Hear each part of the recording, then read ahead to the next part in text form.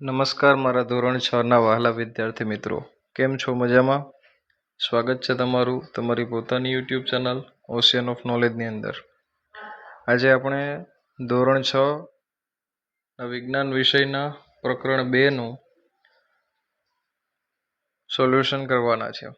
પ્રકરણ 2નું નામ છે સજીવ સૃષ્ટિમાં વિવિધતા.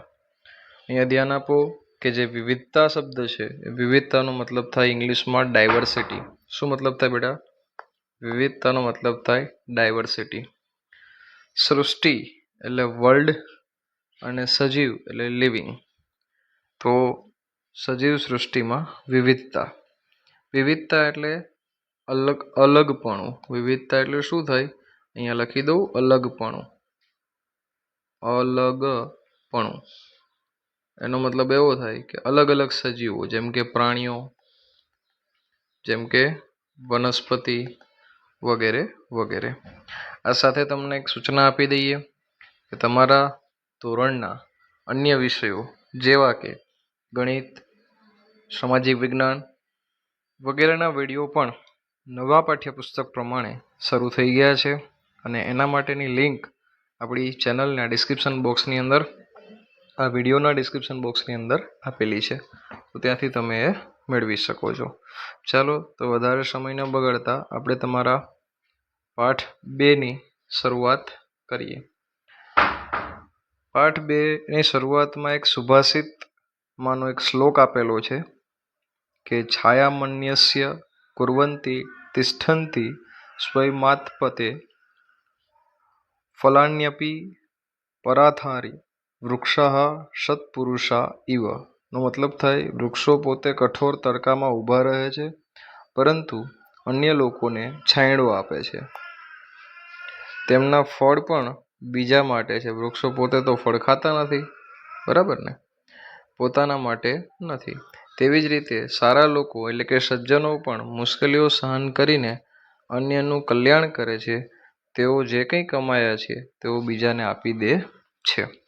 ચાલો હવે આપણે ચેપ્ટરની શરૂઆત કરીએ. ટૂંકમાં આપણે આપણા માટે નહીં પણ પરોપકારની ભાવનાથી જીવવાનું છે. બીજાને હંમેશા મદદરૂપ થવાનું છે, બરાબર? આપણે શીખવું જોઈએ વનસ્પતિ પાસેથી, પ્રાણીઓ પાસેથી વગેરે વગેરે પાસેથી. ચાલો શું કહે છે? તો ગઈકાલના તાજગીસભર વરસાદ પછીની એક ખુશનુમા સવાર છે. ડૉક્ટર રઘુ અને મણિરામ કાકાને વિજ્ઞાનના શિક્ષક સુલેખાબેન દ્વારા શાળામાં આમંત્રિત કરવામાં આવ્યા છે, જેથી એક રોમાંચક નેચર વોક એટલે કુદરતને જાણવાની યાત્રા ગોઠવી શકાય. ડૉક્ટર રઘુ નજીકની સંશોધન પ્રયોગશાળામાં વૈજ્ઞાનિક છે અને મણિરામ કાકા નજીકના સમુદાયમાંના એક વડીલ વ્યક્તિ છે, જે તમે અહીંયા ચિત્રમાં જોઈ શકો છો. તો આ છે ડૉક્ટર રઘુ, આ છે મણિરામ કાકા અને આ બેન છે સુલેખાબેન. એ શાળાના વિજ્ઞાન વિષયના શિક્ષક છે. ચાલો શું કહેવા માંગે છે? મણિરામ કાકા પક્ષીઓના અવાજની નકલ કરવામાં નિષ્ણાંત છે. તે વિવિધ વનસ્પતિ અને પ્રાણીઓને ઓળખવામાં પારંગત છે, મતલબ ઓળખી શકે છે, આવડત છે એની પાસે. ડૉક્ટર રઘુ વિદ્યાર્થીઓને નેચર વોક માટે તૈયાર થવા માટે માહિતી આપે છે કે આ વોકનો હેતુ કુદરતમાં રહેલી વનસ્પતિ અને પ્રાણીઓની સુંદરતા અને વિવિધતાનો અનુભવ કરવાનો છે. નેચર વોક એટલે કુદરતી યાત્રા શું છે? તો ત્યાં જંગલમાં, વનમાં જઈ અને આપણે કુદરતમાં રહેલી જે વનસ્પતિઓ છે, પ્રાણીઓ છે, એમની સુંદરતા અને કઈ કઈ જાતિઓ, કેટલી બધી અલગ અલગ વનસ્પતિઓ છે, અલગ અલગ પ્રાણીઓ છે, એની માહિતી મેળવી શકીએ છીએ.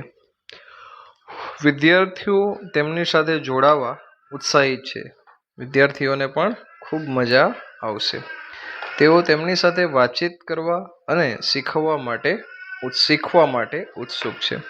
વિદ્યાર્થીઓ મણિરામ કાકા છે, ડૉક્ટર રઘુભાઈ છે, એમની સાથે વાતચીત કરવા માટે ખૂબ જ ઉત્સાહી છે. આ વોક માટે શિક્ષક વિદ્યાર્થીઓને શું કહે છે? તો કે નોટબુક, પેન અને પાણીની બોટલ સાથે રાખવાની સલાહ આપે છે. બરાબર. શેની જરૂર પડવાની છે? તો વિદ્યાર્થીઓને નોટબુક અને પેન. શેના માટે? તો વિવિધ માહિતીઓ લખવા માટે. અને જંગલની અંદર પાણીની તરસ લાગે એના માટે પાણીની બોટલ લેવાની સલાહ આપે છે. ચાલતા ચાલતા તેઓ તેમની આસપાસની વનસ્પતિઓ અને પ્રાણીઓનું નિરીક્ષણ કરવાનું શરૂ કરે છે. ડૉક્ટર રઘુ વિદ્યાર્થીઓને બગીચામાં આવતી વિવિધ પ્રકારની ગંધ એટલે અહીંયા આપણે સુગંધ એવું સમજવાનું.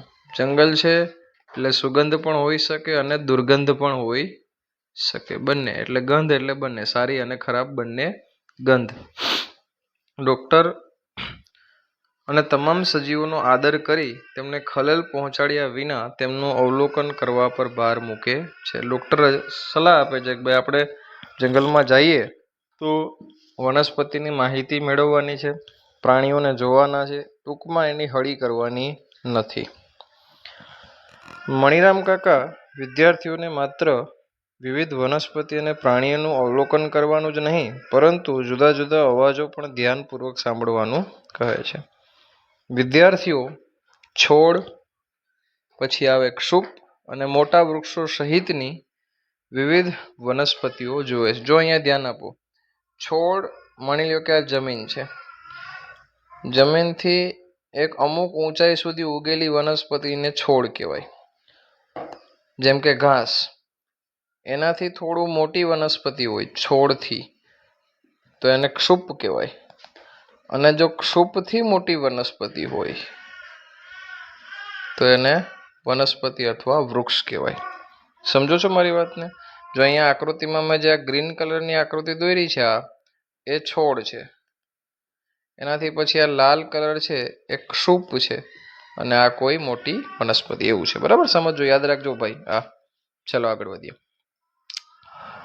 તેઓ વૃક્ષોની ડાળીઓ પર બેઠેલા વિવિધ પક્ષીઓ, એક પુષ્પ પરથી બીજા પુષ્પ પર જતા પતંગિયા, એક ઝાડ પરથી બીજા ઝાડ પર કૂદતા વાંદરાઓનું અવલોકન કરે છે. તેઓ તેમના અવલોકનો તેમની નોટબુકમાં નોંધે છે તથા ડૉક્ટર રઘુ અને મણિરામ કાકાની સાથે વિદ્યાર્થીઓ બધી ચર્ચા કરે છે. ઠીક છે વિદ્યાર્થી મિત્રો, મજા આવે છે ને? હજુ તો આપણે ઘણું ચેપ્ટરમાં આગળ જવાનું છે. ચાલો ફટાફટ વિડીયોને લાઈક કરો. જો હજુ લાઈક ના કર્યું હોય તો કેમ ભૂલી જાઓ છો? ચાલો ફટાફટ.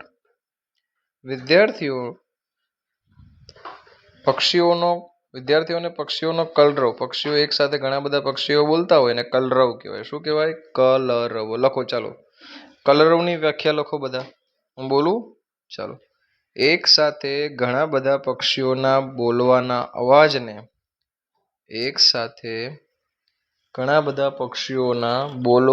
અવાજને કલરવ કહે છે. ચાલો. ડૉક્ટર રઘુએ તેને માહિતી આપી કે દરેક પક્ષીનો એક અનન્ય એટલે અલગ અવાજ હોય છે. જો બધાનો અવાજ એક સરખો હોતો નથી. કોયલ કૂ કરે, કાગડો કાકા કરે, બરાબર ને? અનન્ય એટલે યુનિક, બધાનો પોતપોતાનો અલગ. પ્રકૃતિમાં વિવિધતાનું આ ઉદાહરણ છે. ડૉક્ટર રઘુ મણિરામ કાકાને કેટલાક પક્ષીઓના અવાજની નકલ કરવા માટે વિનંતી કરે છે. મણિરામ કાકા જુદા જુદા પક્ષીઓના અવાજની નકલ કરે છે. વિદ્યાર્થીઓ ઉત્સાહથી તેમની નકલ કરવાનું શરૂ કરે છે. શું તમે ક્યારેય તમારી આસપાસ વિવિધ વનસ્પતિઓ અને પ્રાણીઓનું અવલોકન કર્યું છે વિદ્યાર્થી મિત્રો? ચાલો જવાબ આપો. હા સાહેબ, અમે તો આ જોયું છે, અમે તો આ વનસ્પતિ જોઈ છે, અમે તો આ પક્ષીઓ જોયા છે. તો તમારે તમારા અવલોકનની જાણ તમારા મિત્રો અને જ્યારે વેકેશન ખુલે ત્યારે શિક્ષકોને કરવાની છે. બરાબર કે નહીં? ચાલો હવે જોઈએ આપણે આગળ આજના આપણા ટોપિકની અંદર. ચાલો વિદ્યાર્થી મિત્રો,